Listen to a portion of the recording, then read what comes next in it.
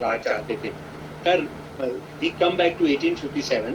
1857 में हिंदू मुसलमानों की जो एकता की दास्तानें हैं, उसका एक और उदाहरण मैं आपको बताना चाहता हूं, जो हिसार से है। ये यहाँ पर हरियाणा का, हरियाणा की ये जगह है, और यहाँ पर दो साथी थे, हुकुमचंद जैन और मुनीर बेग।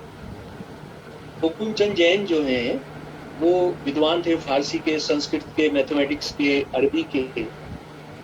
और मुनीर बेग जो उनके दोस्त थे, वो भी इन सब विषयों के अंदर विद्वान थे। और ये उस जमाने वहां पर अंग्रेज विरोधी माने जाते थे। और जब 11 मई को दिल्ली के अंदर इनकलाबी सेना, इनकलाबी राज, आजादी की हुकूमत की स्थापना की गई, ये दोनों उसमें शामिल, ये दोनों उसके अंदर शामिल थे।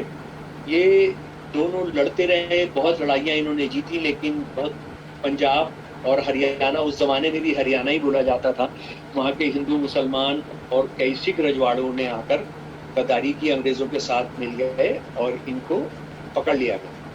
इनको पकड़कर जो किया गया, वो जरा देखिए। जिस तरह से मोदी साहब हिंदू मुसलमानों की एकता और इस देश के सब धर्म के लोगों की एकता से भयभीत रहते हैं, वो लोग कितना भयभीत थे। उन्होंने क्या किया कि हुकुमचंद जैन जी को फांसी पर लटकाने के बाद दफनाया, और मुनीर बेग को फांसी पर लटकाने के बाद, उनकी जान लेने के बाद, उनकी चिता जलाई। और जो अंग्रेज अफसर था वहां पर, जिसने इनको बंदी बनाया था, इनको हराया था और इनको फांसी दी थी, उसने कहा कि तुम बहुत हिंदू मुसलमान एकता की बात करता है, तुम बहुत बहुत तुमको गर्व है अपने हिंदू मुसलमान की एकता पर, अब अपनी अपनी मुक्ति कराओ। उसका मतलब क्या था कि मुनीर बेग अगर कब्र में नहीं गए, तो ये मान्यता है कि भाई वो तो उनका भी हिसाब किताब नहीं होगा, तो उनके लिए तो जन्नत और जहन्नुम कैसे तय होगी, उनको जन्नत कैसे मिलेगी।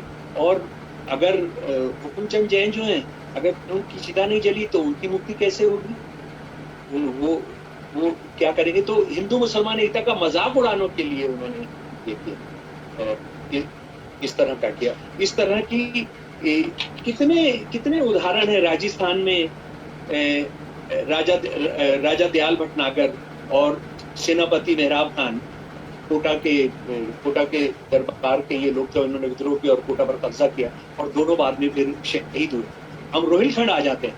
रोहिलखंड के अंदर खान बहादुर खान, वहां के बहादुर शाह जफर के जरिए जब आजाद सरकार की घोषणा हो गई, तो उनको वहां का प्राइम मिनिस्टर बनाया गया, और उनके उप वाइस प्रीमियर थे खुशीराम। ये दोनों 1859 तक लड़ते रहे। नेपाल के हार गए, बरेली के अंदर हार गए, लेकिन उसके बाद 1859 तक लड़ते रहे और गिरफ्तार किए गए। और 20 मार्च 1860 को 243 क्रांतिकारियों के साथ बरेली के कोतवाली के बाहर इनको फांसी दी। खुशीराम, खान बहादुर खान। उसके बाद केंद्रीय भारत आ जाइए। साजे नायक, वहां पर जो अंग्रेजों के खिलाफ लड़ाई चल रही थी, राव साहब पंडुरांग, फिरोज शाह, मौलवी फजलुल्लाह, तात्या टोपे, रानी लक्ष्मीबाई, इन सब लोगों ने किस तरह से मिलकर इस तरह से लड़ाई की और अपनी अपनी अपनी जानें दी। उसके बाद हम आ जाते हैं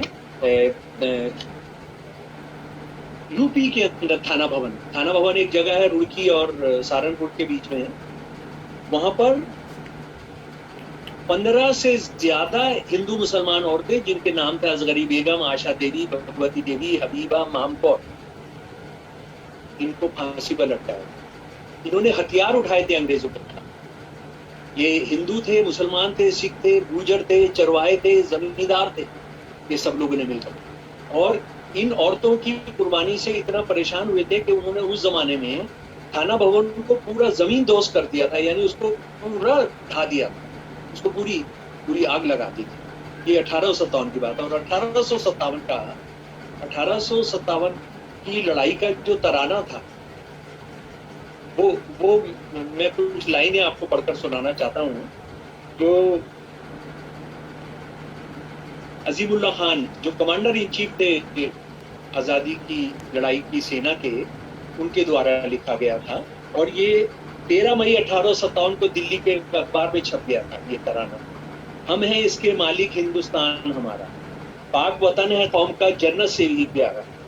ये हमारी मिल्कियत हिंदुस्तान हमारा, इसकी रूहानियत से रोशन है जग सारा। कितनी कदीम कितना नईम सब दुनिया से न्यारा, कितना प्राचीन कितना शानदार सब दुनिया से न्यारा। करती है जरखेज जिसे गंगो जमन की धारा। जरखेज मतलब जो पानी पहुंचाती। ऊपर बर्फीला पर्वत पहरेदार हमारा, नीचे साहिल पर बसता सागर का नजारा। इसकी खाने उगल नहीं सीना हीरा पारा, दाने इसकी शान शौकत का दुनिया में जयकारा। आया फिरंगी दूर से ऐसा मंतर मारा, लूटा दोनों हाथों से प्यारा वतन हमारा। आज शहीदों ने है तुमको अहले वतन ललकारा, तोड़ो गुलामी की जंजीरें बरसाओ अंगारा।